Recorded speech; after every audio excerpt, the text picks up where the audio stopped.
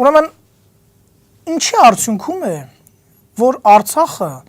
անցնում է խորհրդային Ադրբեջան կոչված պետության կազմի մեջ։ Լավ, ինչպես ստացվեց, որ այդպես եղավ։ Եվ պատմական իրականություն կա։ Արցախը մտցրվում է Ադրբեջանի կազմի մեջ, բռնակցվում է 1921 թվականի հուլիսի 5-ի Ռուսաստանի կոմունիստական բոլշևիկյան կուսակցության Կովկասյան բյուրոյի պլենումի որոշումով։ Դուք հասկանում եք, Արցախը,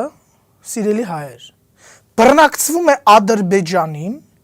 մի ինչ-որ կուսակցության տեղական մակարդակի մասշտաբի կոմիտեի մարմնի որոշման հիման վրա։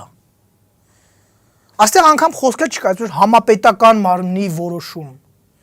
Դեռ մի կողմ, որ այդ համապետական մարմնի որոշումը պետք է ունենար իրավական հիմքեր, լիազորություններ եւ այլն եւ այլն։ Դեռ դա մի կողմ ենք թողնում։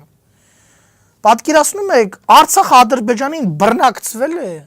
մի ինչ-որ կուսակցության տեղական մարմնի որոշումով։